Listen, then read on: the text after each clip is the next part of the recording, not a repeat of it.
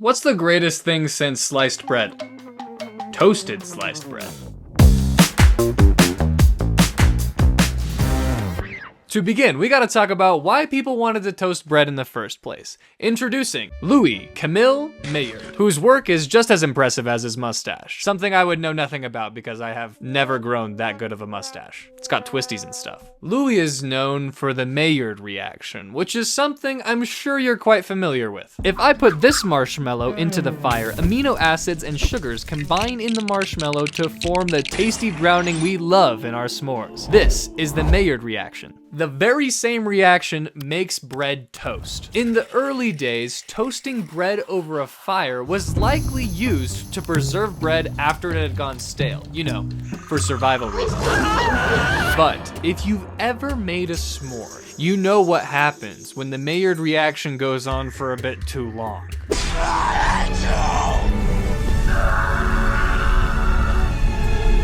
Toasting bread over a fire requires a lot of attention, and oftentimes the bread was left in for too long and came out charred and unusable.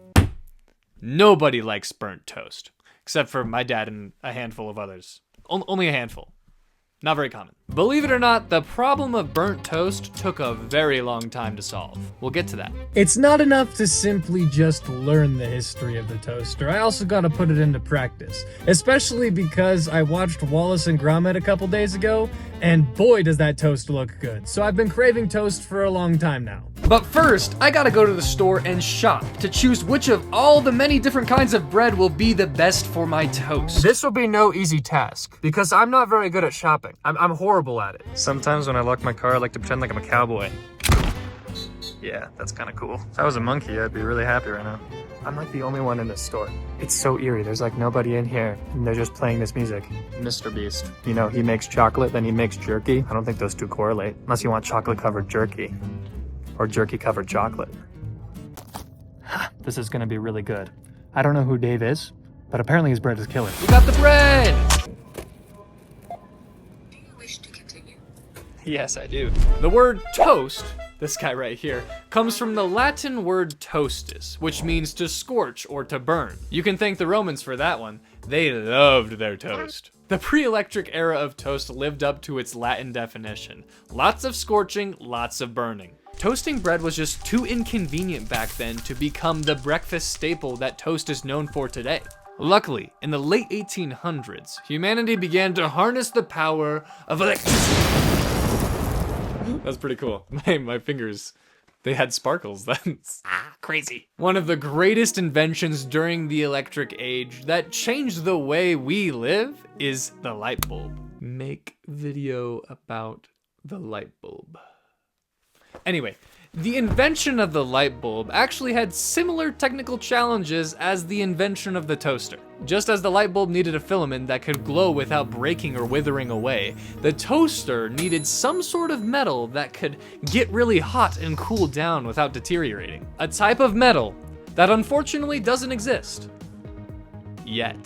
I actually feel bad for throwing it down on the counter so hard because apparently this was made with so much love. So shout out to Dave. I'm excited to make some toast with your killer bread. Now we're gonna be using the toaster. Oh, this is a toaster we've had for some time now here in my family. If you look inside, it's like covered in crumbs. Oh my gosh. This one's got an interesting quirk. Well, a lot of them actually have had the interesting quirk where if you leave the piece of bread in the toaster for long enough, the fire alarm goes off. And I don't really want to set off the fire alarm because I know my brother is sleeping and my dad is currently working. You know what would be funny though? If we did wake up my brother by giving him a piece of toast. He's not the happiest camper when it comes to waking up. Check this out. It's a Lego bone peely from Fortnite, and my brother built it. Oh shoot, his arm fell off. Lego has really stepped up their game. Ta-da! Let's get started, shall we? First and foremost, we need to take the bread out of the bag. Oh man, that is pretty killer, Dave doll. All right, so we'll just toast the hill first off. The toasting. You hear that? Oh, that's hot. It looks like you got the coils on either side warm up. The coils I just mentioned are actually the revolutionary metal alloy called nichrome, invented by Albert Marsh. No. We're not talking about the Albert Marsh that fought in Gettysburg, or the Albert Marsh that convinced the American public to adopt hamsters in the 40s. Hamsters as pets.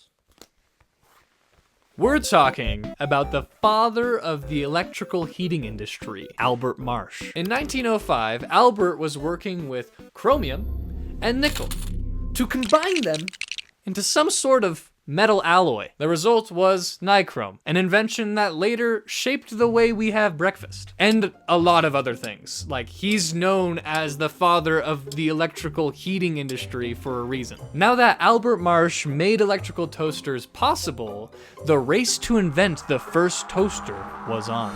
Earlier at the store, right, I was just kind of like shopping. Obviously, I was getting the bread, but then I saw that weird goober stuff, you know, the one that has peanut butter and jelly. Like, you don't really need both of them. And I get the whole idea, you know, that's just so, oh, that's hot. That's really hot.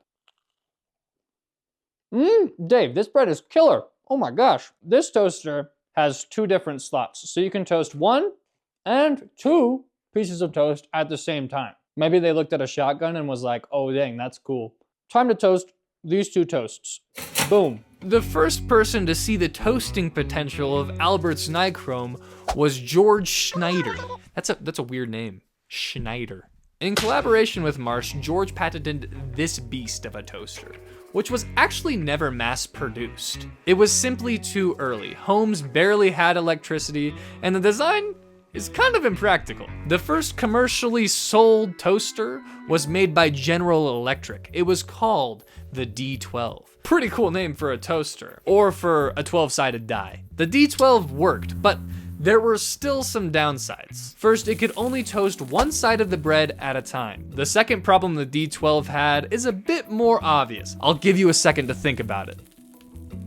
I don't actually know what you said, but if you said that the heating coils are entirely exposed, you'd be correct. That's gotta be some sort of safety hazard. The D12 was considered a premium appliance in 1908, costing a whopping $3, which in today's money is, give me a sec.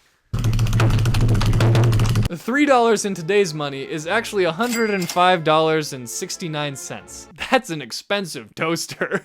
Even with the revolutionary invention of the D12, the age-old problem of burnt toast persisted. You forget you put your toast on the D12 for a split second, and before you know it, your toast is burnt and your house is on fire. Yikes. If only there was somebody out there that could find a way to stop the toaster from toasting after the bread had been toasted. That was kind of a crazy sentence. Oh, hey, if you can launch your bread too, like this. That's so much more efficient, isn't it? Look at this. There are crumbs all over the table now because I just threw the toaster. I found undisclosed jam. I don't know much about this. I think it's strawberry? It looks like strawberry or raspberry, I don't know. But it definitely does look like jam, see that? Cinnamon and sugar shaker. That's a fun thing to say. It's almost as fun to say as the Odd Origin Odyssey. One of these is gonna be cinnamon sugar, one of them is gonna be jam. And then we'll have to toast some toast to wake Caleb up. Look at that butter. Like, it's so fake, but it's so good. You know, that's just a nice sound. Okay, so we got the jam here. Plop. Cinnamon and sugar. You pour a little bit on it, and you're like, whoa, what are you gonna do with all the rest of it? You just shake. And now you're left with this. Wow, the toaster. Pretty amazing. See, this entire breakfast was made by that. Charles Strite. This guy hated burnt toast. Hated burnt toast. During World War I, Charles was working in a manufacturing plant. The cafeteria in this factory would consistently serve workers burnt toast, and apparently, he took that personally. In 1919, Charles got to work on inventing the perfect toaster. A toaster that toasts both sides at once, conceals the heating coils, and most importantly, stops toasting on its own. On October 18th, 1921, Charles Strite finally ended the centuries-long war against burnt toast by inventing the pop-up toaster. Strite and his investors then began to make toasters for commercial use in hotels and restaurants. Some of these toasters could even toast 8 slices at once. In 1926, they released the first household pop-up toaster using the name Toastmaster.